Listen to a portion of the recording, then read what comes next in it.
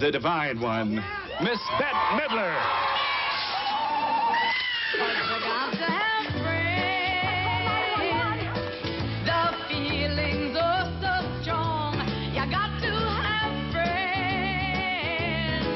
The many faces of Bette Midler. She makes you laugh and she makes you cry.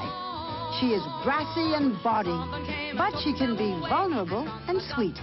From wise-cracking tart to extraordinary actress, there is no one quite like Bette Midler. And today she's at the top, a movie star with 3 smash hits in a row. She's come a long way from the insecure little girl that grew up in Hawaii, escaping into fantasy, dreaming of performing, making people laugh. She got her first big break at the Continental Bats, a gay male nightclub in New York. These home movies, taken by a fan, show her performing there in 1971.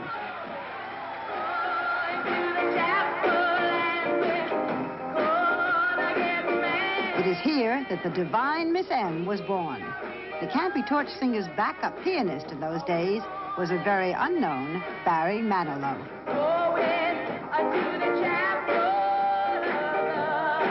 Soon, she went from the Turkish baths to touring around the country and on Broadway. Audiences just couldn't get enough of the many characters she became on stage. Dolores Del Lago, the singing mermaid. Then I rush to your side, like we are. Come inside, at last, we're face to face, and as we kiss through an embrace, I can feel, you, I love you, are really, really mine. Vicky Edie, the has-been lounge act. It might have been in County Down, or in New York, or Kentucky, or in London town. Hey, what difference does it make? No more will I go all around the world, trying to find my world in Y-O-U, hey. And Sophie Tucker. You know, my girlfriend Clementine is a filthy, vulgar old broad, not unlike my own self.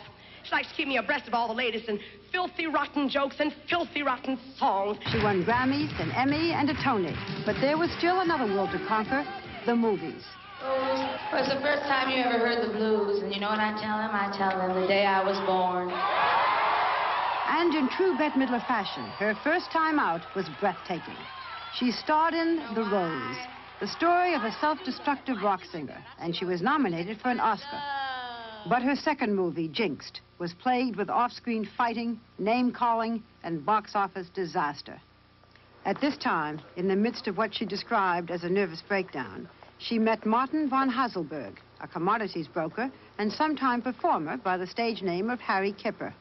After a 2-month courtship, they got married. She credits him for encouraging her to go all out for comedy. After 3 years when no producer would hire her, Disney Studios took a chance, and a very different-looking Bette Midler appeared. In the comedy Down and Out in Beverly Hills, she played a rich, beauty-powered Beverly Hills wife. She was brilliant, and it was a smash. In her next movie, Ruthless People, she walked away with the biggest laughs. Do I understand this correctly? I'm being marked down? And in this case, she delivers the signature line of the movie. I've been kidnapped by Kimber.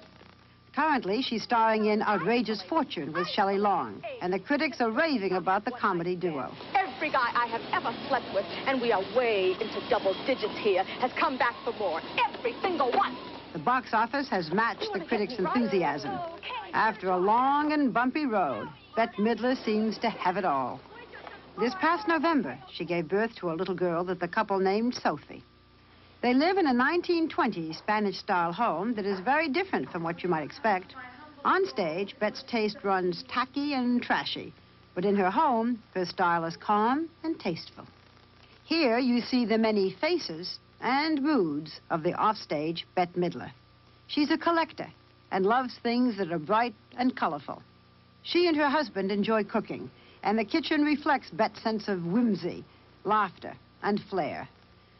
At the time that I visited with her, there was much to celebrate. 1986. What a year for you. What a year. Yeah. I mean, 3 pictures and a baby. Yeah, it's... Yeah, the divine Miss M, the M is movie star, the M is mother. I never thought, I would have never, I can't, I'm in a daze. What's it feel like? I don't get it. I don't know what I did. I was the same person 15 years ago that I've been, that I am now. And I don't get it. But I'm happy for it. I mean, I'm totally grateful, and thank you, and all that, but it's bizarre. It is really bizarre. You think the producers are going to wake up and say, just a second, this is the same lady we turned down 4 years ago? I hope they're gnashing their teeth. All the ones because I was gnashing my... you. That's right, because I was gnashing my teeth for so many years. Oh, why can't I get a job? Why doesn't anyone want me? After Jinx, you had... after AJ, I keep going back to Jinx. You had what you described as a nervous breakdown. Yes. How do you know? Well, it was my version of a nervous breakdown. Well, I couldn't get out of bed, and I cried all the time. I don't think it was a clinical nervous breakdown, but it felt bad to me. It felt as bad as anything that I had ever lived through, and so I use those words to describe it. You're not going to do it again? No, I'm not going to do it again. I'm not going to do it again.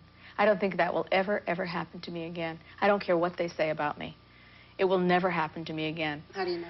Because I just know it. Because I don't care anymore. Okay. I got the magic. I found the magic word. I don't care anymore. I decided I was never going to feel, that I was never going to invest it with so much emotion again. And I really haven't, and I've had a much better time since then. I do what they tell me to do.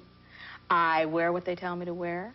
I stand where they tell me to stand. I'm just, yes, I'm here. I'm doing my job. I'm having a good time. If they tell you to be fat, as in Ruthless People, I'm in for a penny. I'm in for a pound. In this case, 200 pounds.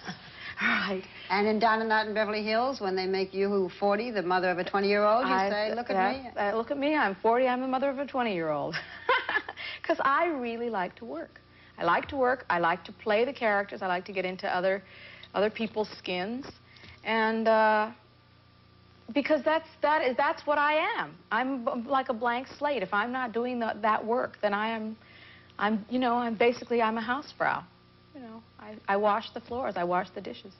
You could be a good housefrau. I'm a brilliant. I am a brilliant housefrau. I'm Harriet Craig. Remember Harriet Craig? Yes, you cleaned Joan everything. Crawford. Yes, you walk around here dusting everything up. I'm insane. I'm completely obsessive because I grew up in the. You know, I mean, it makes such perfect sense. I grew up in a home where nobody ever, you know, I mean, it was the city of the dust balls, and once I got my own house, I just got like. You know, kind of small-mouthed about it. I can't help myself. In Outrageous Fortune, that's you. I mean, that's the Bette Midler. It may not be the you sitting here, but I mean the lines, the stuff. I don't want to hurt the snap, the vulgarity. The snap, the vulgarity, you know, yeah. You used to be, I'm sure I was now quite that bawdy in my younger days. Yes, you were. Now I'm a grand old dame. Yes. I was pretty snappy. I don't know how to put it. Not tacky as close. I was so tacky in my younger days. Yeah, let's face it. I was the woman who gave bad taste a good name. I was the last of the truly tacky women. That is how I started. That was one of the things I wrote about myself. I decided I was going to play that. And now everyone is so tacky. It's like, what am I going to be? Now I have to be royalty, you know. Everyone's doing my act. But is any of that act you? It has to be. Well, I think it's what I absorbed in my growing up years, because I was brought up in a kind of a not that great neighborhood, you know, poor neighborhood, in Hawaii, poor girl, and the girls who had all everything going for them were the girls who were really a little on the trashy side, and they had the only fun that was going on in that neighborhood, and so I just took a page from their book. Since you're talking about your childhood, you always said you never felt you belonged.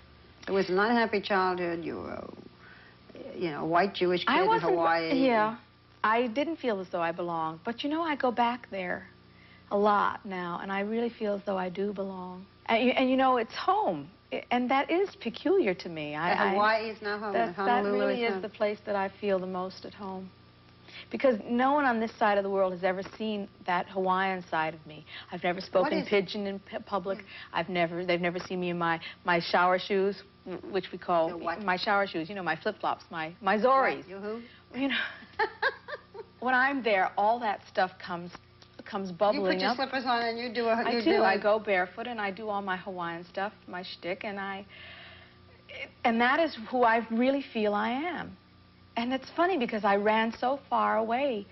I went to the other side of the earth to get away from it, and now, you know, after so many years, I've returned to it, and it's the thing that makes me very, very happy. One of the things that makes me happiest in my life. Your father had never seen you perform. No. You were always afraid that you were too vulgar for him, that he'd be upset. Oh, he knew I was too vulgar for him. And you were. I was. Yes. Now, he died last year. Yes, he did. He died when I was making Outrageous Fortune. Did he ever see any of your films? No. He didn't care for anything that had to do with, that smacked of show business. He didn't care for it. He thought never it was... really got into it with you. No. But I will tell you this, that I was pregnant, and he was very, very pleased about that. That made him very happy. Nice. At least that was that part of it, that part of your life was right for him. That was great. Yeah. He loved my husband, too. He thought he was a great guy. Tell us about your husband. Of all the bums I ever dragged home. Which would you rather talk about, all the bums or your husband? I'll give you a choice. I'd rather talk about my husband. Okay. How did you meet him? What was he like? Why this man? Well, he asked me. Yes. Others have asked you. No. This is the first time anybody ever asked you to marry him? To tell you the truth, yes. You're kidding? Yes. No, I'm not kidding. I'm not kidding. In your whole life, nobody ever asked you? No. Of course, I discouraged it. You know, I mean, when I felt that it was imminent, I would run away. Okay, so you meet this guy. You didn't just marry him because he proposed. No. Really, I was madly in love. We were both madly in love. What was he like? Well, he's quite eccentric.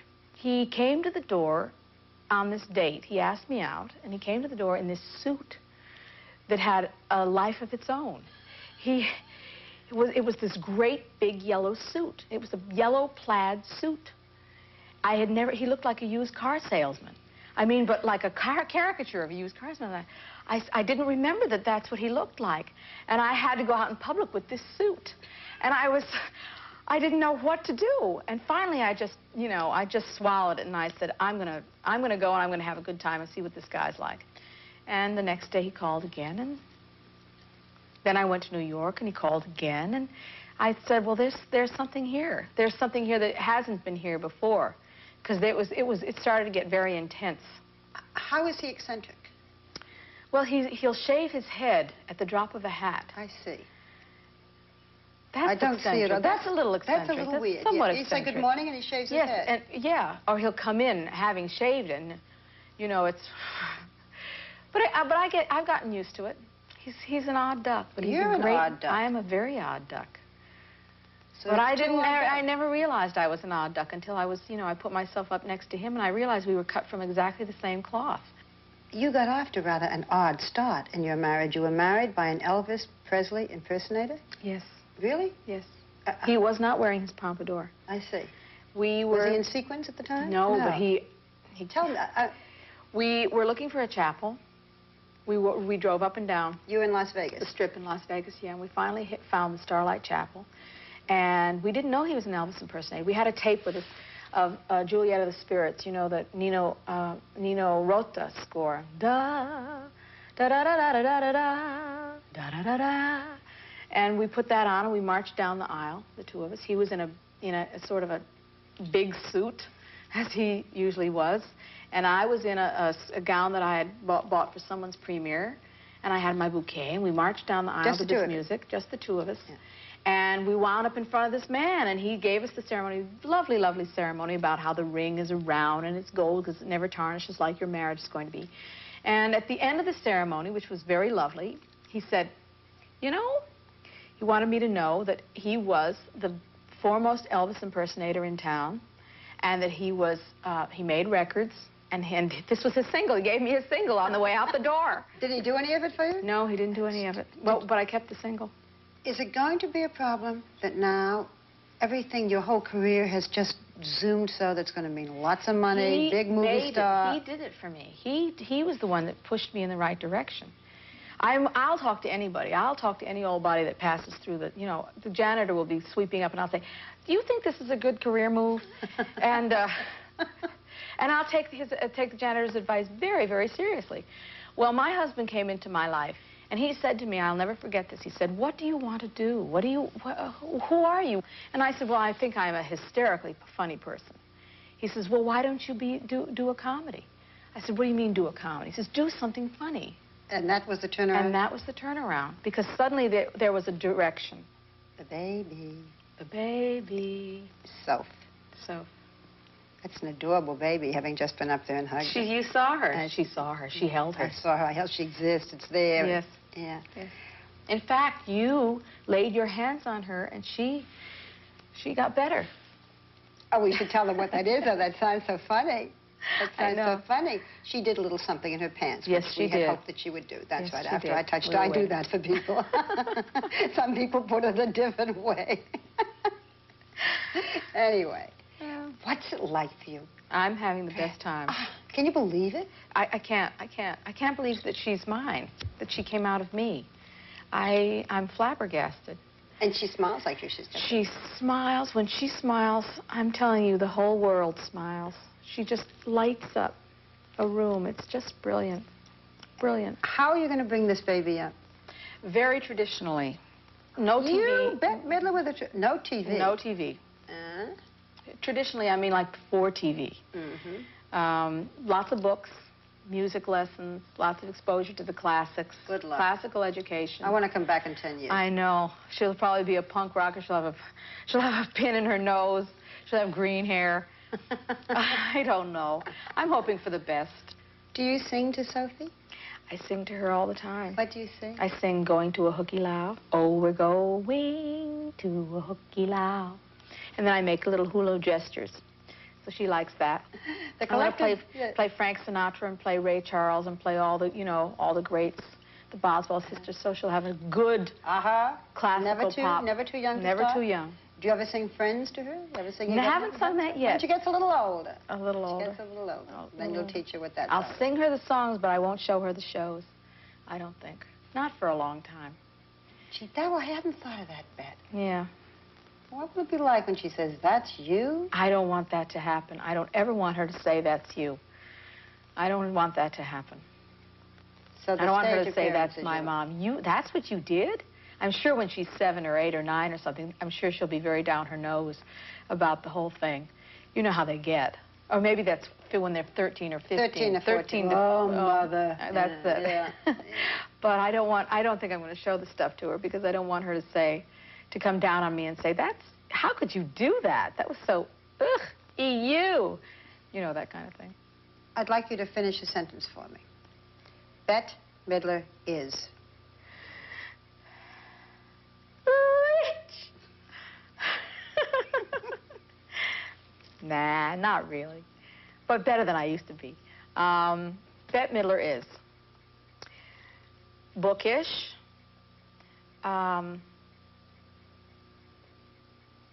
tender, full of goodwill, enormously happy, and surrounded by wonderful people. Just surrounded.